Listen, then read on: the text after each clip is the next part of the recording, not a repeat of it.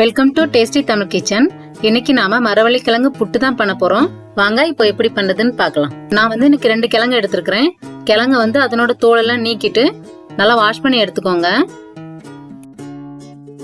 First கிழங்கு இந்த மாதிரி சின்னதா துருவி எடுத்துக்கோங்க.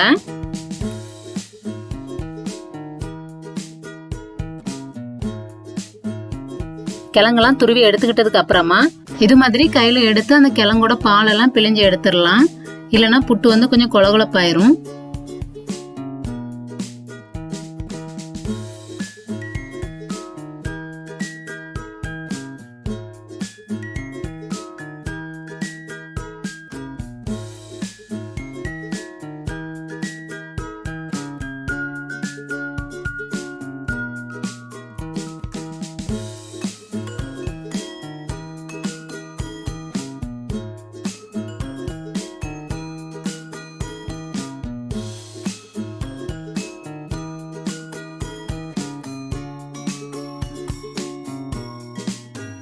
இப்போ கிழங்கு இந்த மாதிரி உதிர்த்து விட்டு அது கூட ஒரு 1/4 டீஸ்பூன் உப்பு சேர்த்துக்கோங்க. உப்பு சேர்த்து நல்லா மிக்ஸ் பண்ணி விட்டுக்கோங்க.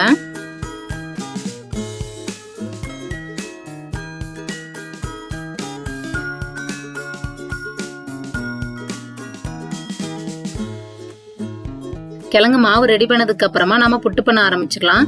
அதுக்கு புட்டு குழல் எடுத்து இந்த மாதிரி ஒரு அச்சு போட்டுக்கோங்க.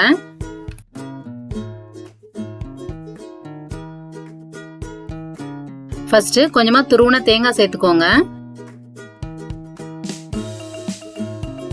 அப்புறமா நம்ம ரெடி பண்ணி வச்சிருக்கிற கிழங்கு மாவை ஒரு கைப்பிடி அளவு சேர்த்துக்கோங்க. கிழங்கு சேர்த்துட்டு திரும்பவும் கொஞ்சமா துருவன தேங்காய் சேர்த்துக்கோங்க.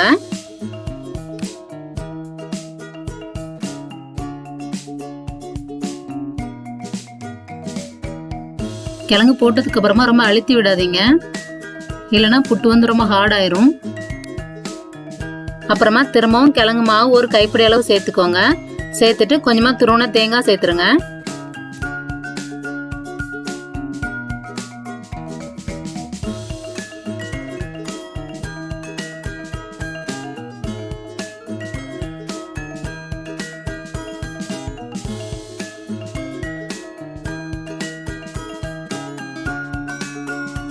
இப்போ புட்டு செய்யற பாத்திரத்துல கொஞ்சமா தண்ணி விட்டு அடுப்புல வச்சு நல்லா கொதிக்க வச்சிடுங்க. தண்ணி நல்லா கொதிச்சதுக்கு அப்புறமா நம்ம புட்டு குழல வச்சு அது மேல மூடியும் வச்சிடலாம். அடுப்புல வச்சதுக்கு அப்புறமா ஸ்டவ்வை மீடியம் ஃப்ளேம்ல வச்சிடுங்க. புட்டு வெந்ததுக்கு அப்புறமா ஆவி வர ஆரம்பிக்கும். அதுக்கப்புறமா ஒரு 2 நிமிஷம் அடுப்புலயே இருக்கட்டும் மீடியம் ஃப்ளேம்ல. இப்போ புட்டை எடுத்துடலாம்.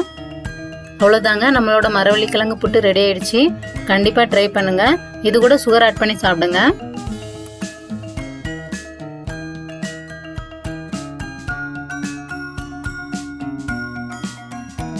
நீங்க நம்ம சேனலை ஃபர்ஸ்ட் டைம் பார்த்துக்கிட்டு இருந்தீங்க அப்படின்னா சப்ஸ்கிரைப் பண்ணுங்க.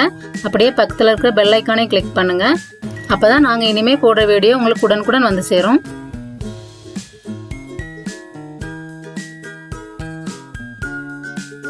இந்த வீடியோவை லைக் பண்ணுங்க, ஷேர் பண்ணுங்க அண்ட் கமெண்ட் பண்ணுங்க.